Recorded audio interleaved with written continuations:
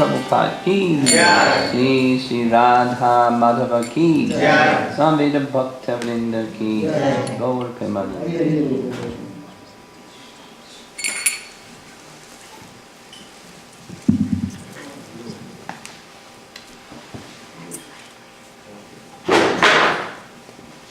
So I'd like to thank first of all our host family for inviting us into your home. And see devotional signs everywhere. So we're bringing some sound vibration, Krsna Katha sound vibration to your home. And your friends, thank you also for coming. Since Monday evening, I've been in the Naperville vicinity. We have a center in Naperville. So for some days before Christmas I've been here discussing pastimes of Krishna in Vrindavan, and specifically Krishna's killing of the demons one by one, starting with Putana. So a little background from the teachings of our acharyas.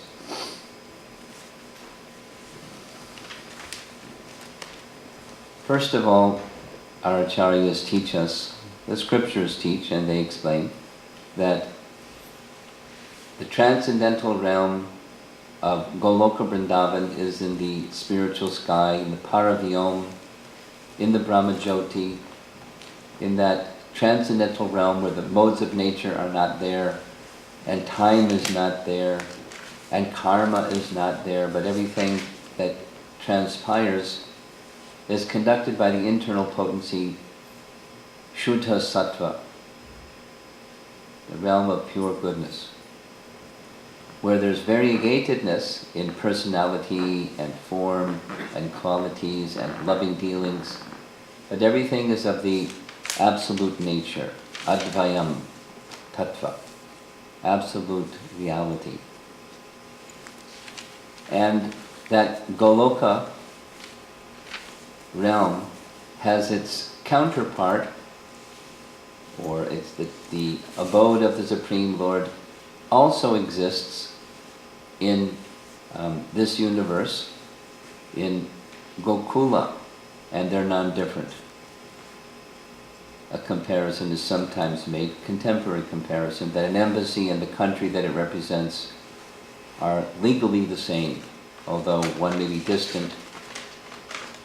The embassy is legally the same. So scripturally, Goloka Vrindavan in the spiritual sky and Gokula, or the land of Braja, where Krishna performed his pastimes, they're spiritually non-different, literally non-different. And yada yada hi dharmasya glanir bhavati bharata. From time to time, when there's dharma shaglani, there's discrepancy in religion, Krishna says, at that time I descend. So he descended because of the overburdening of Mother Earth with demoniac kings. And at that time, Mother Earth assumed a form of a cow. She approached Lord Brahma and petitioned to Lord Brahma, please bring relief. So Brahma, along with various devatas, they went to the shore of the Milk Ocean, where on Svetadweep, the white island in the midst of the white ocean, the Milk Ocean, Kshirodakshai Vishnu is reclining on the bed of Sheshanag, and they offered beautiful prayers, the Purusha Sukta prayers, and the Lord replied, indicating, I understand your difficulty. He imparted this understanding into the heart of Lord Brahma. Very soon I will descend on earth and relieve this burden. Please tell the demigods to take birth on earth first so they can assist me, and soon I will come. And fulfilling his promise, he came. So Krishna's appearance takes place in Dwapar Yuga. And there are 4 yugas to make one complete yuga cycle. So Satyuga, Treta Yuga, Dwarapa Yuga, and Kali Yuga. And that's one complete yuga cycle, and there's 1,000 of those yuga cycles in each day of Lord Brahma. And in one of those yuga cycles, in the 7th Manu, the 28th yuga cycle, in the 7th Manu, Krishna not only appears on earth and alleviates the burden of the earth of demoniac kings, but once in every day of Brahma, of those 1,000 yuga cycles, one of them Krishna appears in Vrindavan. And when Krishna appears in Vrindavan, there are two aspects of his pastimes. One of those aspects is that Nitya Leela, the eternal pastimes of Goloka, Krishna manifests them in fullness in Gokul. And there's a second, our acharyas describe, that which that's different or distinct, like his birth pastime is an example. They're called Nimitya. And those pastimes are not found in Goloka Vrindavan, but they're within this realm. And another example is Krishna's killing of demons. There's no demons in Goloka, but there are on planet Earth, and Krishna annihilates those demons. There's other examples where the gopis in Braja, some become married and they have children. In Goloka, the gopis, the marriages are not taking place, and the birth of children are not taking place. The slight differences. Particularly Bhaktivinoda Thakur, who lived towards the end of the 1800s and the early 1900s as one of the acharyas in our line of disciplic succession. He described that these occasional pastimes that Krishna performs on earth, they have special significance for us, for those aspiring to come to the stage of purity and spiritual perfection. There's an obstacle for us, and that's our own impurities of heart. And to help in the process of eradicating the impurities of heart, anartha nivriti is the Sanskrit phrase.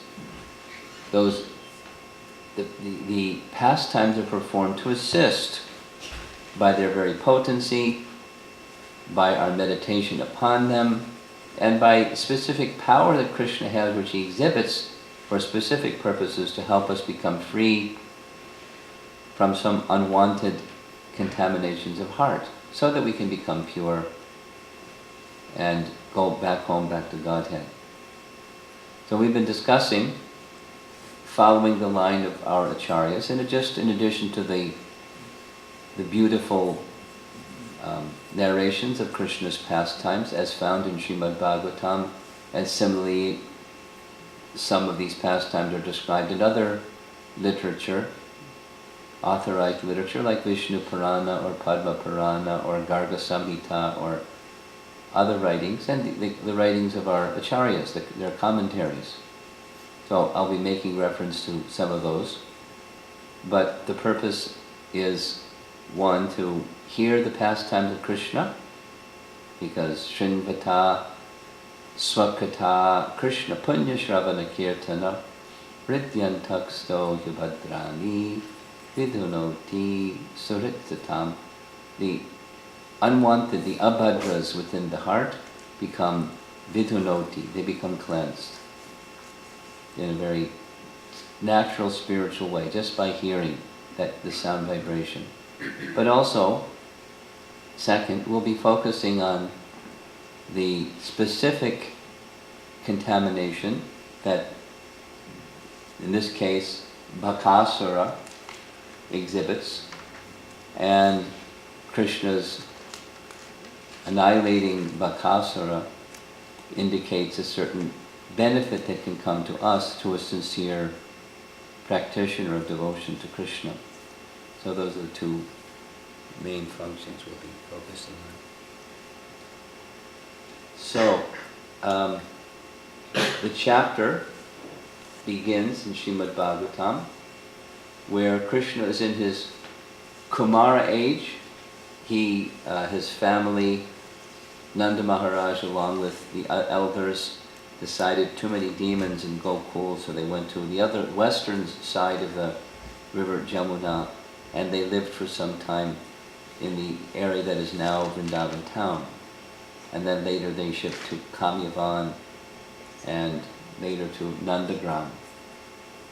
So at this age, Krishna is around 4, and earlier than most boys, he was entrusted with the other cowherd boys with taking care of the calves.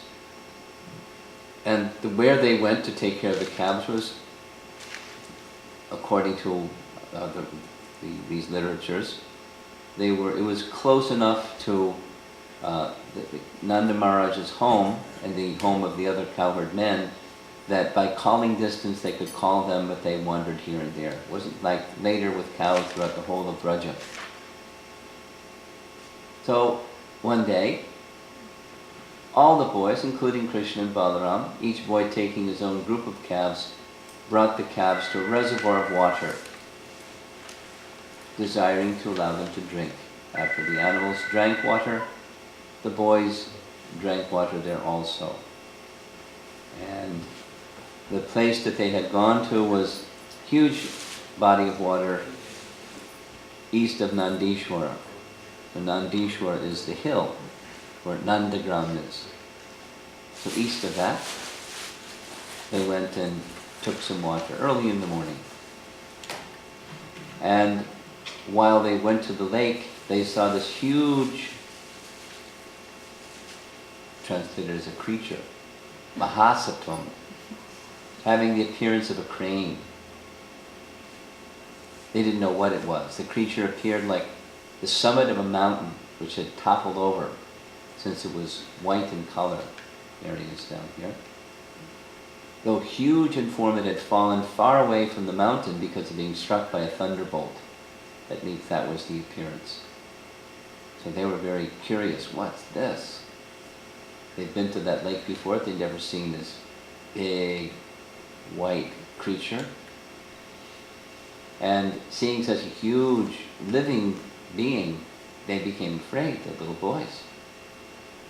And then Krishna began to consider. No one should think that Bakasura approached me not knowing my power and being inattentive to my powers was killed easily, without being able to do anything. In order to make everyone understand that even if the demon knows about me, and even if he is attentive, he cannot do anything, even if he shows all his unlimited powers. And Krishna had this desire. So he's going to show in this pastime to the Bakasura demon that he's not who he is. He has unlimited powers. And against limited powers, unlimited powers are going to fail. Excuse me. Against unlimited powers, limited powers are going to fail. So that huge Baka demon stood up, assumed the body of a crane with a sharp beak, and immediately swallowed Krishna. There's a sharp beak, and Krishna is going inside his beak. And remember, Balaram is there. So Balaram was astonished because Krishna, he knows he's all powerful. Although he had a very sharp beak which was very strong to do his evil work, he could just get Krishna into his mouth, but he could do nothing more than that. And our acharyas explain Baka's inability to swallow Krishna was entirely part of Krishna's plan, where his name, showing his name, he was famous as the great ocean of variegated, inconceivable pastimes. So he just remained in his beak, but he couldn't swallow him. So when Balaram and the other boys saw that Krishna had been devoured by this gigantic crane, they became almost unconscious, like senses without life. They became like lifeless. They were stunned. And our acharyas comment like this: even though Balaram could have easily killed the demon, he responded by fainting, just due to the intensity of his brotherly affection. He couldn't bear the thought of what he saw. There's a reference our acharyas make to when Krishna kidnapped Rukmini. Later, a similar thing happened. Balaram, of course, was also in Dwarka, and Balaram had another idea of who would marry Rukmini, but Rukmini didn't want anything to do with her brother's plan, with Balaram's plan. So Krishna kidnapped Rukmini, and as Krishna was heading away with Rukmini, Balaram received word that armies were going to be chasing after Krishna. So Balaram was very concerned, and immediately, although he knows that, and he's seen again and again, that Krishna is infallible. He destroyed Jarasandha so many times and his entire army, single-handedly. Krishna is all-powerful. He knows this. But when he heard of Krishna's being perhaps in difficulty, being pursued by armies of men, he got an anxiety. Same reason, due to his intense brotherly affection. This is Balaram. And then our acharyas explained that Krishna, he just went as far as, first he entered into the mouth of Baka willfully, because he didn't have to do that. But he did that just for some fun. And then, but he didn't go any further because he wanted to do some further fighting with Baka. So here shows the picture, Krishna's in Baka's mouth. Krishna, who was the father of Lord Brahma, as Garbhodakshaya Vishnu, he was the father of Lord Brahma, but who was acting as the son of a cowherd man, became like fire, burning the root of the demon's throat. And the demon, Bakasura, immediately disgorged him. He spit him out. Here's the cowherd boys trying to help Krishna. Just as sugar candy tastes bitter to the tongue of the diseased person, the demon Bakasura felt that his throat was on fire, even though Krishna is as soft as a tender blue lotus. This indicates that Krishna's body became as hard as a thunderbolt. It was not the fault, it was the fault of the demon's throat, and of course his consciousness, not the fault of Krishna. When the demon saw that Krishna, after spitting him out, was unharmed, he immediately attacked Krishna again with a sharp beak. Krishna moved to the side very quickly, and with one foot on the lower beak of Bakasura, he lifted up the other one, and we'll find out what happens in a moment. When Krishna is accepted as an enemy, he becomes the most intolerable object for the non-devotee, who cannot tolerate Krishna within or without. Here this is shown by the example of Bakasura. In his mouth he couldn't tolerate him, outside of his mouth he couldn't tolerate him, he couldn't tolerate him. That's the nature of a demoniac personality. So, when Krishna, the leader of the Vaishnavas, saw the demon Bakasura, Kamsa's friend, was endeavoring to attack him again, with his arms he captured the demon by the two halves of the beak, and in the presence of the cowherd boys very easily bifurcated him as a child splits a blade of virana grass. Now I don't know what virana grass is. Some type of grass. And as a child can just split into two a piece of grass as easily as that. Krishna split the mouth of Bakasura. By thus killing the demon, Krishna very much pleased the denizens of heaven. It described that they showered flowers and they beat drums and they exalted Krishna's prowess, because Baka was very much feared by them. He was a very powerful demon.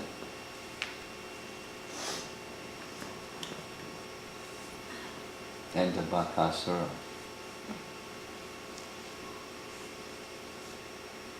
There's Krishna breaking open his beak with his big body, and the cowherd boy is watching. At that time, the celestial denizens of the higher planets showered Malika Pushpa, flowers grown at Nandana Kanana, upon Krishna, the enemy of Bakasura. They also congratulated him by sounding celestial kettle drums and conch shells, and by offering prayers. Seeing this, the cowherd boys were struck with wonder. They just adore Krishna as their dear friend, not somebody that demigods come and offer praise to. Just as the senses are pacified when consciousness and life return, So when Krishna was freed from this danger, all the boys, including Balaram, thought that their life had been restored. They felt so relieved that Krishna was no longer in danger. They were stunned as if lifeless. Now they'd come back to life. They embraced Krishna in good consciousness. And then they collected their own calves and returned to Brajabhumi, where they declared the incident loudly. Oh, Krishna's so wonderful. Guess what he did today? And they would tell all the residents of Braja. And they'd smile upon Krishna and wonder, how has all this happened?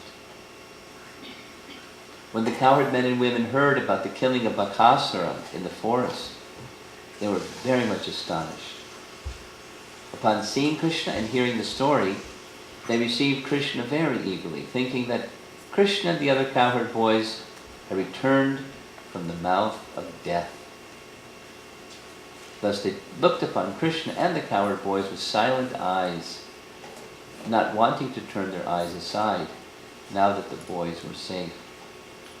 Here's Krishna in Bakasura's beak. Here's Krishna bifurcating Bakasura. Here's Krishna and Balaram turning back to their homes, and Mother Jasoda and Nanda Maharaj happily receiving them. These are some pretty small homes. Nanda Maharaj's palace, I guess. That's their garage, I guess.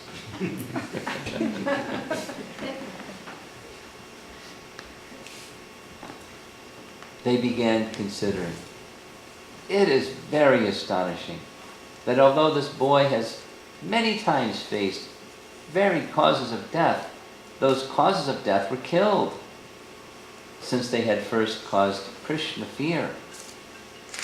When Nanda Maharaj was discussing with them, he heard directly from Garga Muni some words at the name-giving ceremony of Krishna. Garga Muni had said, in confidence, that this son of yours will be as powerful as Narayana. He'll have very special powers. So having heard that from Garga Muni, he was pondering how it is so. And he shared these messages with the other cowherd men, since his nature was he was very honest and he accepted them as his dear friends, and now they were experiencing what Garga had said was true. And they were considering this point, that Krishna, same as Vatsasura, because Krishna is very pious, this demon was destroyed by his own sins. And here we are again, where Krishna is protected and Baka is destroyed. Those who are violent die by their own sins. Those who live by violence die by violence. Those who live within sin, that's also how they die. So they were thinking like this. Nanda Maharaj, to himself, he thought, perhaps this boy Krishna formerly killed all these demons, and therefore in this life, they're troubling him. So they're speculating. Maybe so many things. Maybe this, maybe that. Nanda Maharaj and the cowherd men sat in a meeting room and repeatedly discussed the naughtiness of the boy and his killing of Vatsasura and Bakasura. They also composed songs which they sang again and again, and thus they did not perceive the miseries of material existence. There's some lesson for us. The place in which we live, according to our experience and also Krishna's teaching in Bhagavad Gita, dukkhalayam ashashvatam.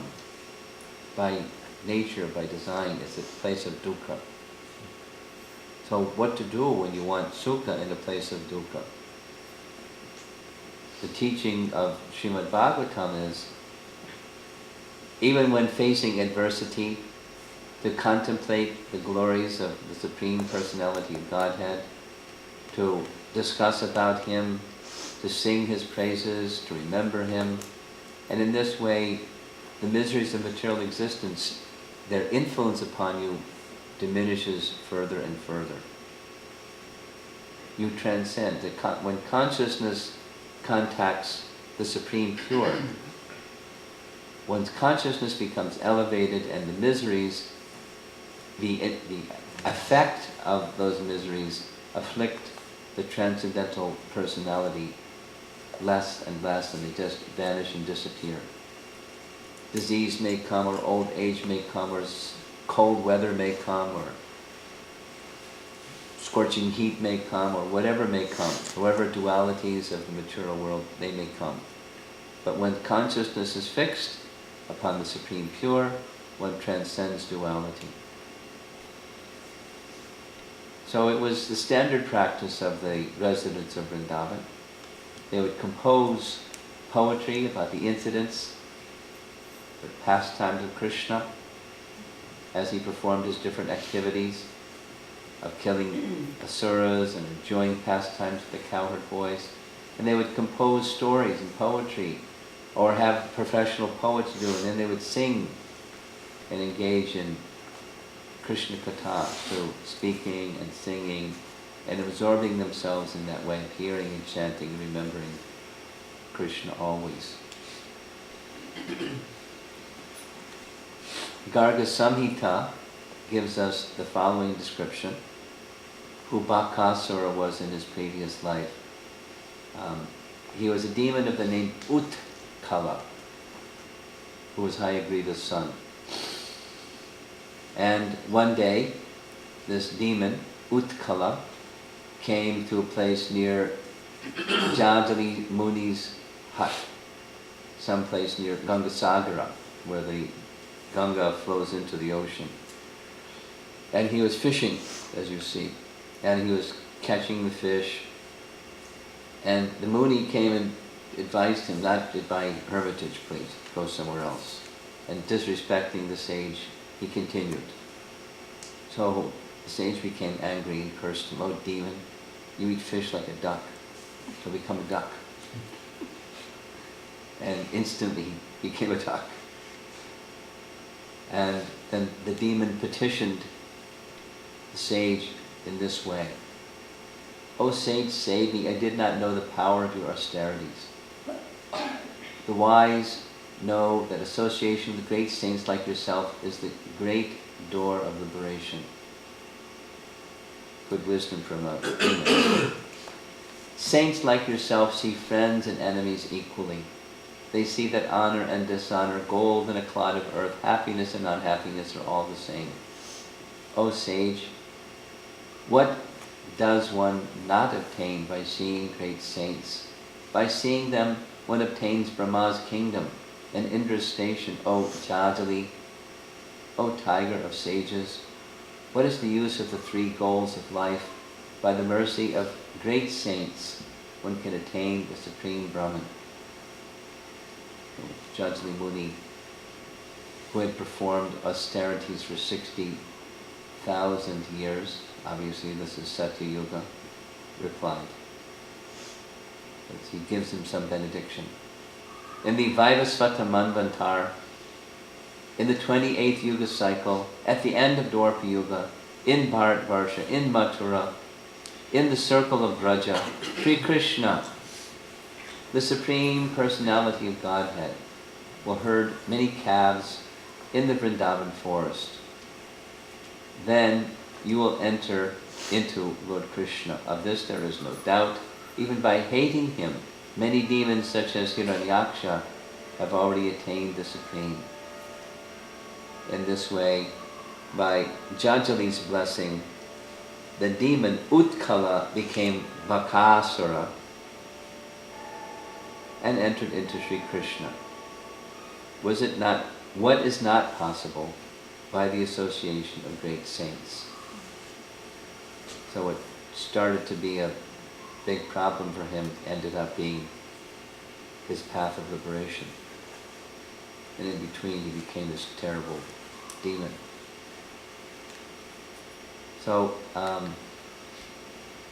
this is now the concluding part. This is commentary by our Acharya, especially Bhaktivinoda Thakur, as I mentioned, describing the nature of Bakasura.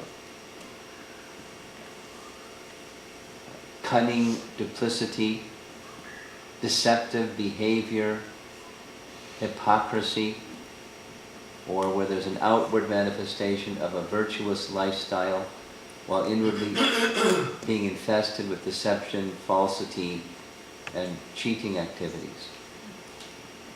Now, none of that sounds very nice, but that exists in the world, and to whatever degree that may exist in a devotee, it's A and B. A is being protected from such influences outside of, and B, being protected from such influences to whatever degree they exist within us. I'm going to just describe a little bit one story, or a historical event that took place a few hundred years ago in our line of disciplic succession. I'll go there next, but first we'll go to a Pancharatra story. Everyone's familiar with the blue jackal story. So once upon a time,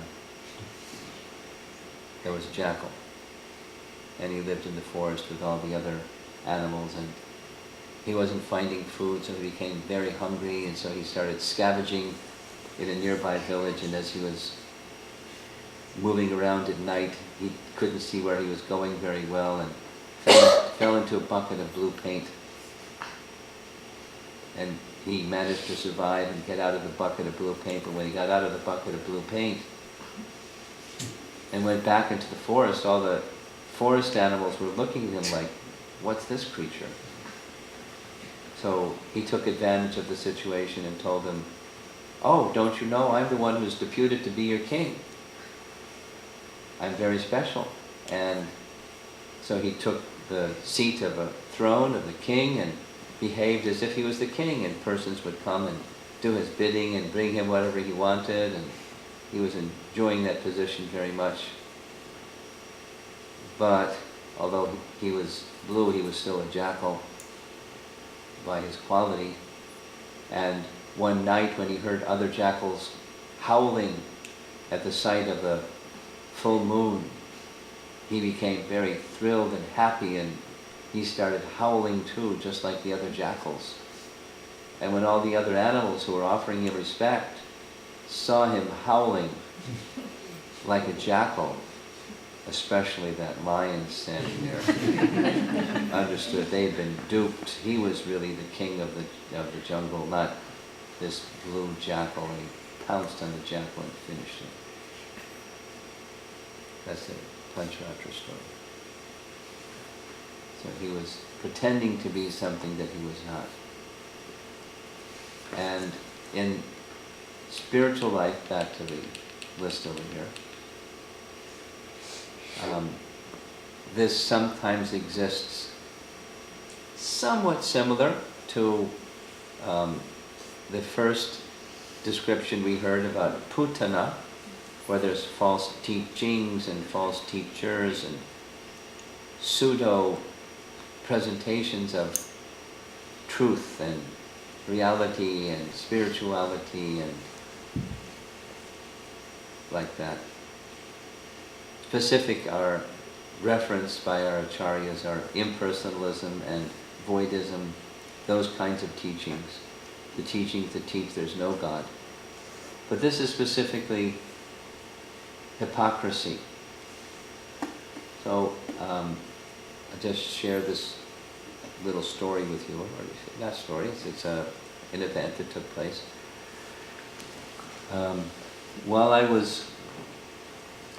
One of the places that I visit is China. And I like going to China because I like many things about the Chinese people. One of the things that fascinates me every time I go, it doesn't fail to continue to fascinate me, that when they have no word in the Chinese language for God. Can you imagine? I mean, even in the English language, there's several words, but to speak of Sanskrit language, how many words are there for God? Start with Vishnu Sahasranam, and so many names of God. But in the Chinese language, they have no name. So when they translate, like Shri Bhagavan Vacha, the Supreme Personality of Godhead said, you have to make up something. They kind of like negotiated a little bit and came up with some language that they agree on, and scholars can approve. And so to translate Bhagavad Gita into Chinese. Which means they don't even have a concept, because words are symbols of something. They don't even have a concept. So in China, when introducing people to chanting Hare Krishna, it still works. It produces the same thing as it does in any other culture, whether they understand who is Krishna or they don't understand who is Krishna. Why? Because Krishna is absolute. Krishna is Krishna. Krishna is the absolute truth, the source of all living entities, whether they have a body born in China, or the one born in India, or one born in America, or Africa, or Lower Slavovia, it doesn't matter. Wherever the soul may take its birth, they're part and parcel of Krishna. So there's a natural attraction for Krishna. And by chanting Krishna's name, and by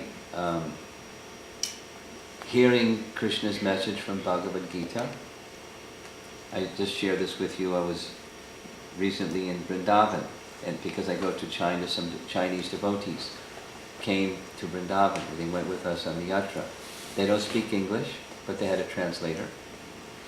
And the feedback I got from those who came who had never been before was,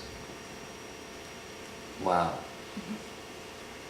Although they don't speak the language and it's not their culture, it was a wow experience, a transcendental, spiritual enlivenment, fixing them in devotion to Krishna experience. So to me that's wonderful. So any one of you that may have some Chinese people in your workplace will know what I'm about to say. They work very hard. It's part of their culture, part of their nature. Chinese people work really, really hard. I mean, hard.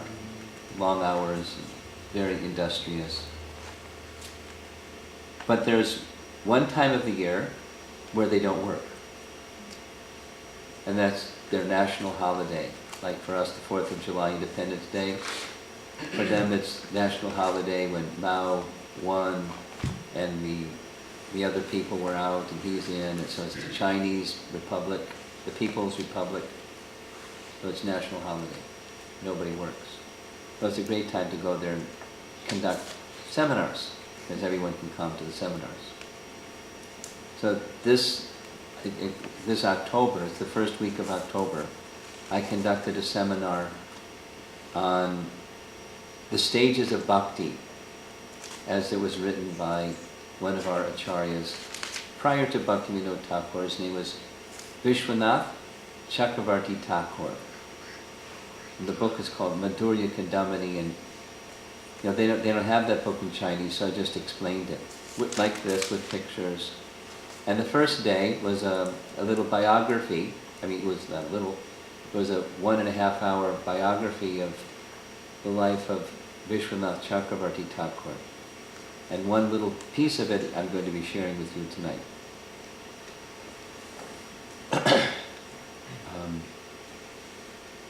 Vishwanath Chakravarti Thakur spent most of his life, his adult life, in Vrindavan.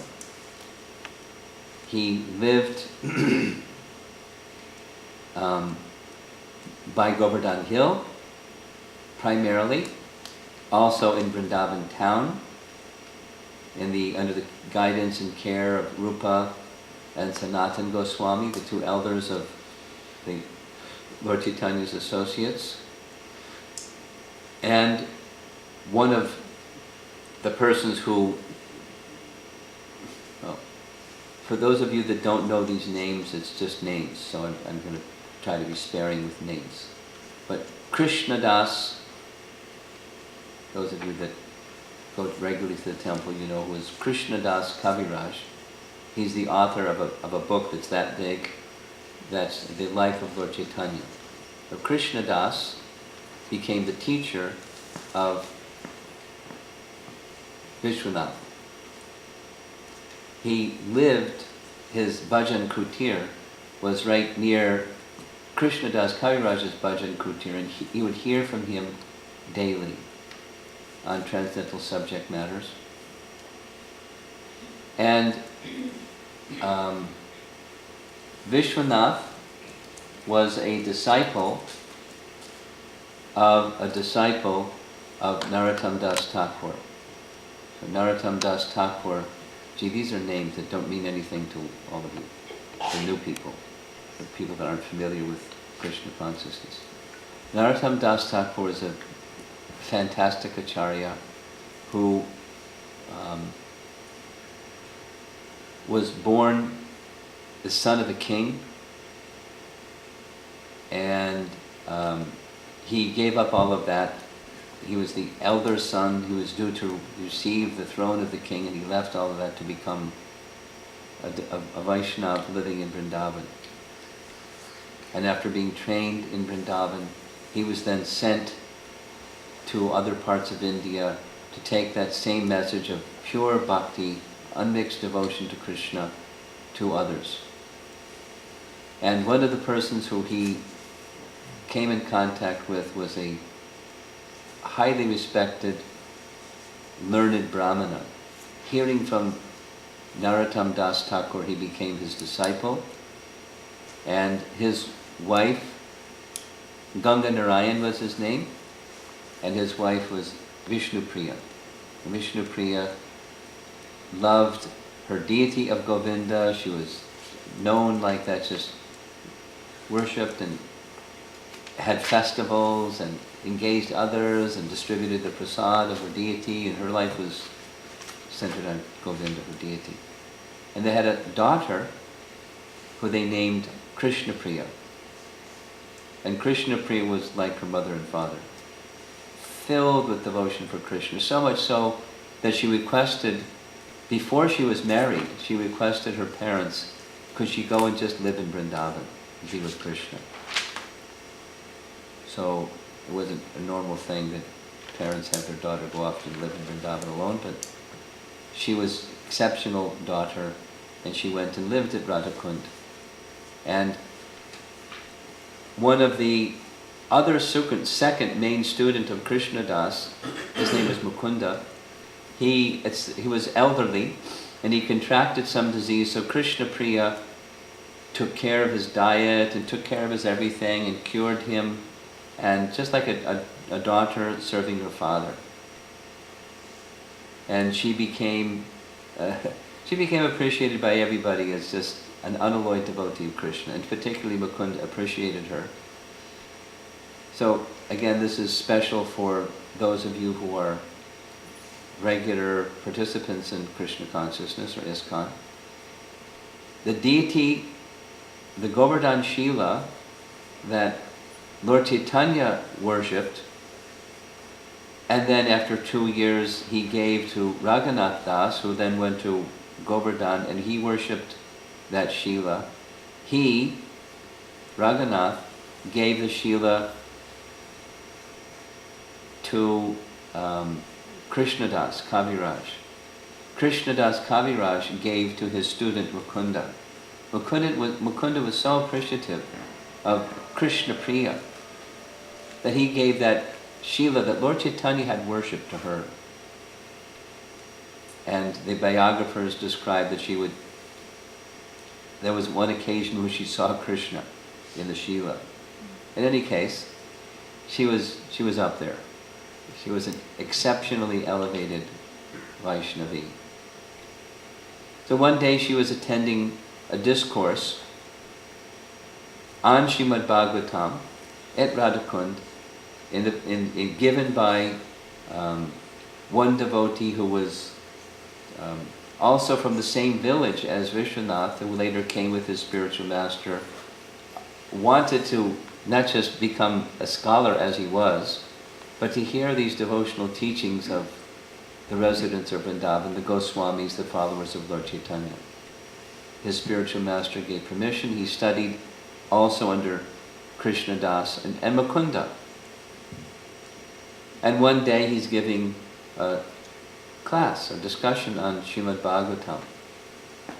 And while he's giving the class, Krishna Priya, who had the habit, not like practice, but her tongue just chanted Krishna's name. So while he was speaking, he noticed that Krishna Priya was chanting, and his mind got disturbed. So he stopped, and in an angry mood he said, "How can you do two things at once? How can you listen and chant at the same time?" In an angry mood, challenging mood. And she smiled and said, "I'm listening completely. It's just my tongue. My tongue can't, I sometimes hold on to it, but it can't stop." It wasn't pretext, it was just her spontaneous attraction for Krishna. She just chanted. She said, it's not distracting my attention at all. I'm hearing very attentively. And he said something very haughty and angry and harshly critical of her. And the author of this biography said, everyone could feel, as he did that, it was a great offense, and his consciousness crashed because of that offense that he had committed. And very quickly, like in rapid succession, he began criticizing his spiritual master, he began finding fault in Krishna, he began making up his own teachings, and started his own ideology. Eventually, he contracted leprosy and he died in great pain and suffering. Not a pleasant circumstance. But from this, back to this message here. When there is some pride in the heart, one may be even receiving all good fortune and taking it in a beneficial way. But if there is a condition of pride in the heart, then one may be taking the position as he was, this Vaishnava, taking the position of a teacher and a speaker of the message of Bhagavatam, but with pride in the heart, it's going to come out.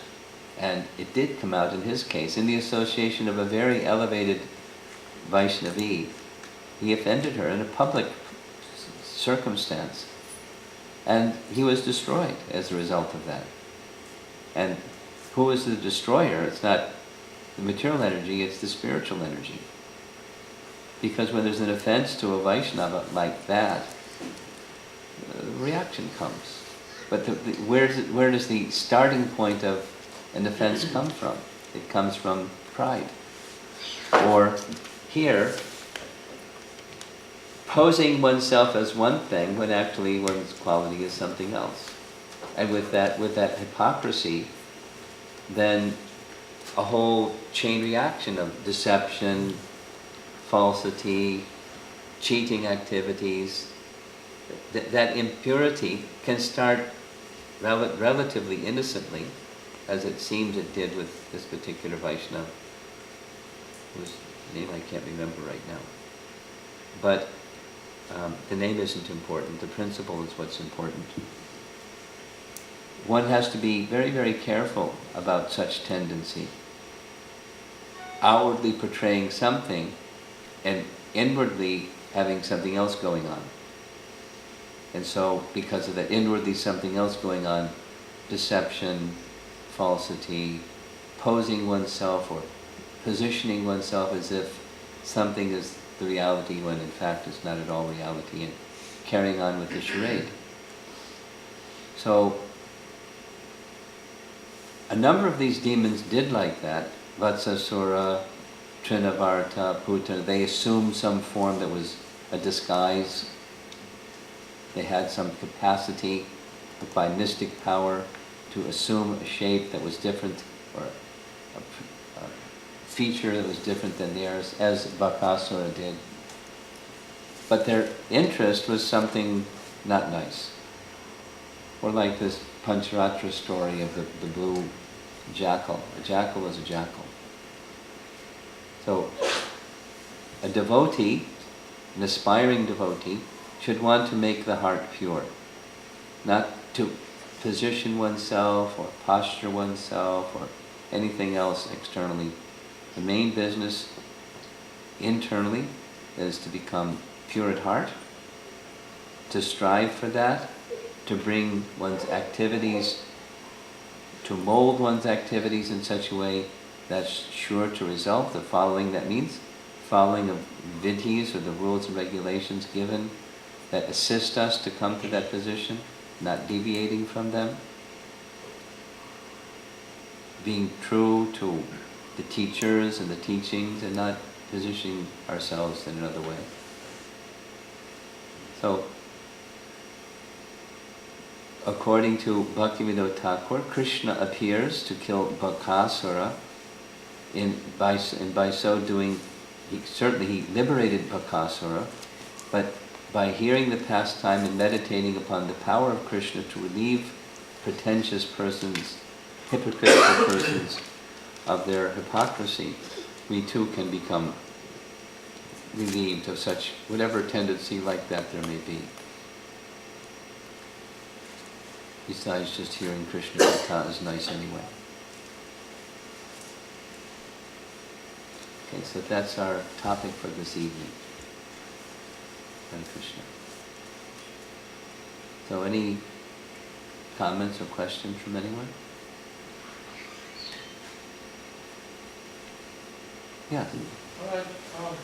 You mentioned that it is the mercy of Krishna that liberates all these demons. Yes, yes.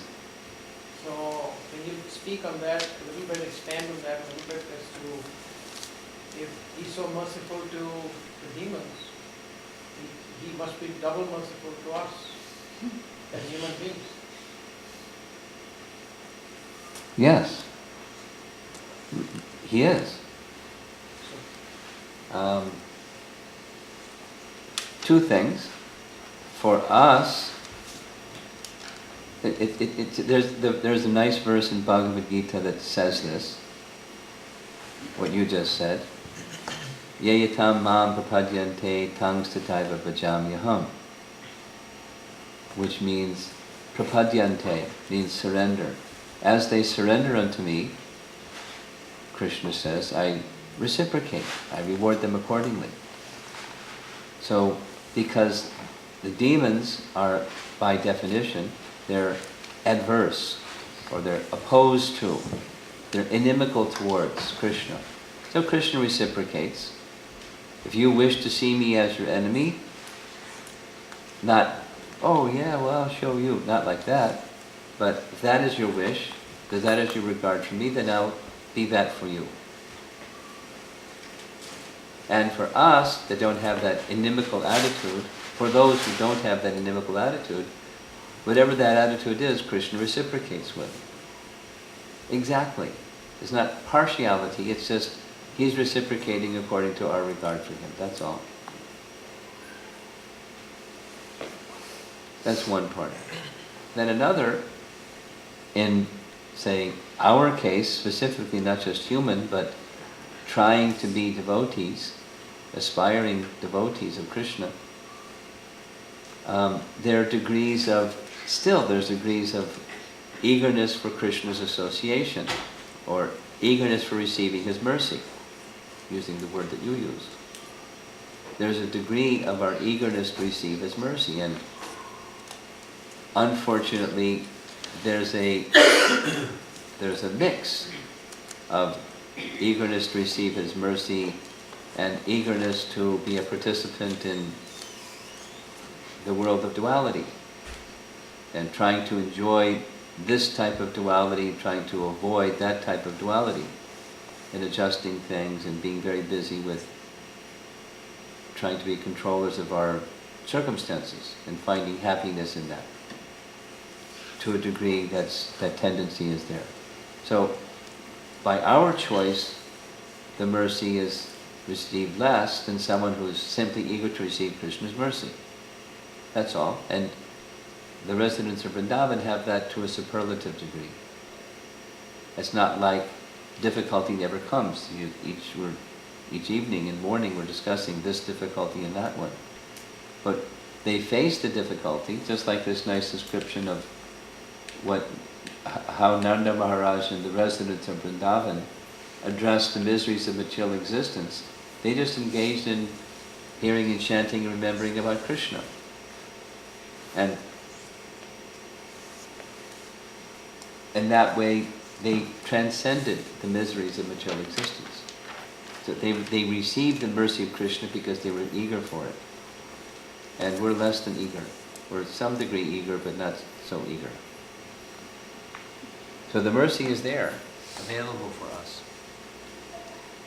proportionate to our regard for wanting it.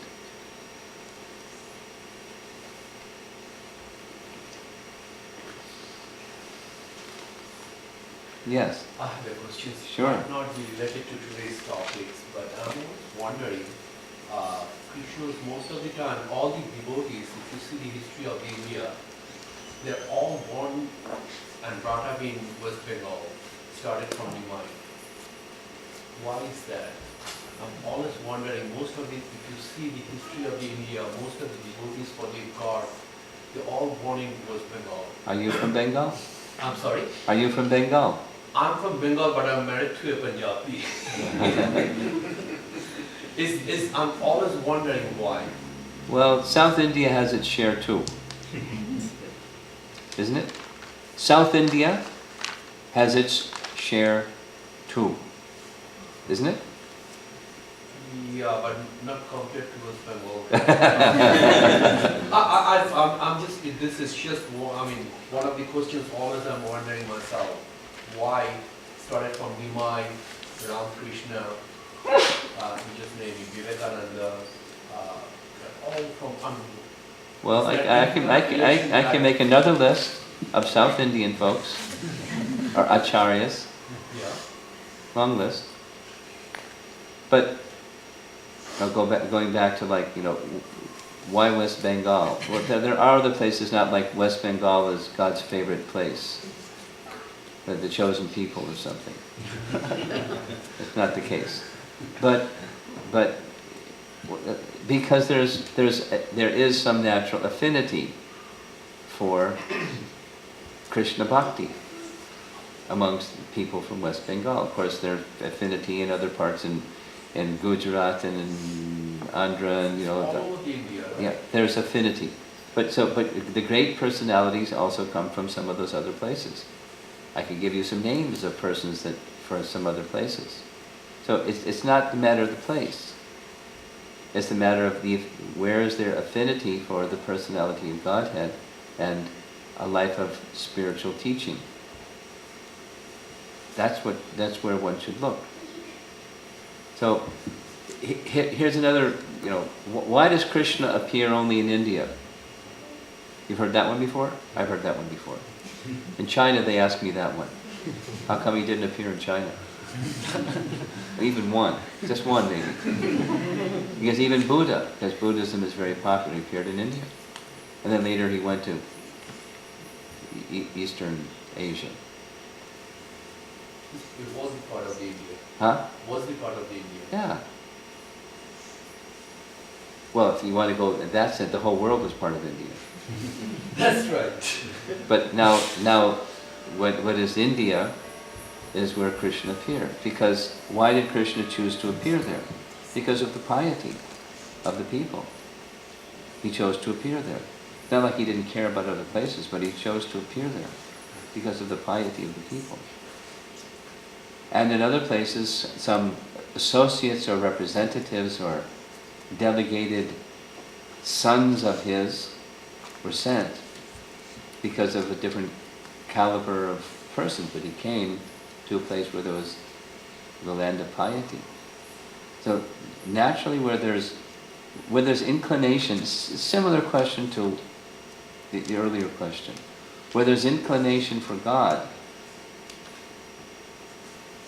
then the appearance of God comes. He appears where there's inclination for Him. So where there's inclination for Him, He'll appear. Say it either way. There's strong tendency in certain places, certainly in certain souls, but in certain places, for devotion to God. So He makes His presence known and felt. Israel is the one of them? Huh? Israel? I couldn't hear. Israel. Israel. Well, there's lots of wars in Israel. But one of the delegated, according to what Prabhupada writes, Christ was an avatar, Shaktivesh avatar, an empowered incarnation. Not listed somewhere in scripture, but actually Bhavishya Purana speaks indirectly of Christ's appearance. But in any case, by his symptoms of his life, empowered by God to do what he did. And we know where he appeared. But we also know the audience he had to address. Not an easy audience. So, but he delivered a message of come to the position of love of God. Ultimately. He taught many other things, but that was the ultimate teaching. So Israel is not known as a land of piety, in the history of the world, but it's a place where Christ was sent, and in that area to give a message of coming to the stage of love of God and stop the cheating that was going on in the name of religiosity. This hypocrisy thing, I was just, in the course of studying this very topic, one Vaishnava had done some research where in a biblical passage, Christ had gone to a temple and found, because it was reported that in the temple, they had converted the temple into a market. So he went to the place and he challenged the people and said, in the place of worship is where God is at the center. Those of you who are doing the marketing and those that are doing the shopping of the marketing in the temple of God are going to incur great sin. So he cast them out. Something like that, the language says. So, he had a tough audience. Not like especially a pious audience. But where Krishna is appearing, of course he descends with his transcendental associates. But the dealing, aside from the dealings with Bakasura and this Asura and that Asura, the devotees with whom he associated were unlimitedly loving devotees, and Krishna simply engaged in loving dealings with them. Therefore Krishna appeared there. So take the same principle and extend it to wherever there is a great devotee, the reciprocation with Krishna comes. He appears because there's great devotion, wherever that is.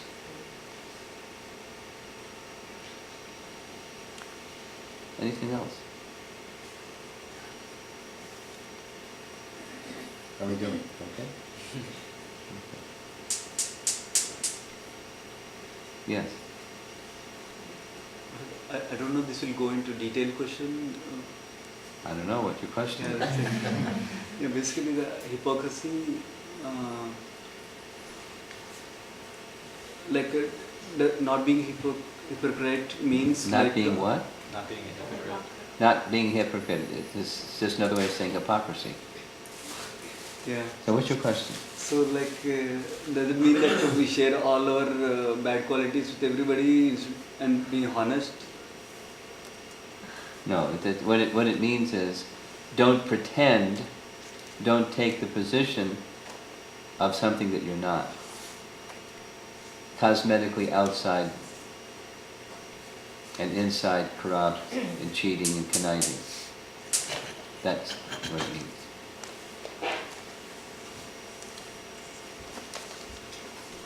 Deception. posing oneself as this kind of a person when inside there's something else going on. That's what it means.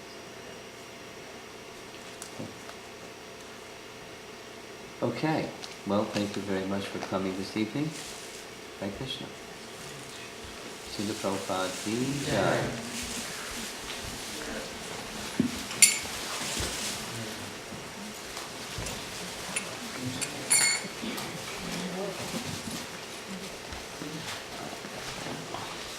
I have a little, not a whole lot, but probably enough for everybody. So Mahaprasadam from the temple.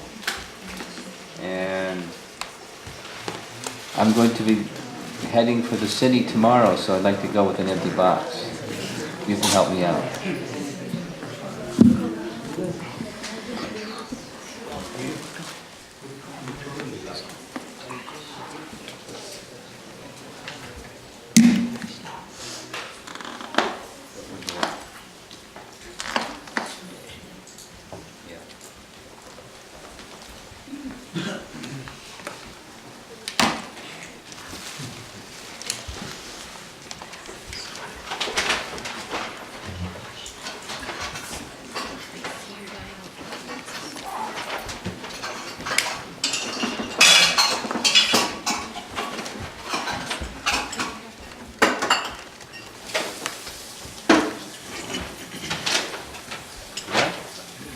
You got one already.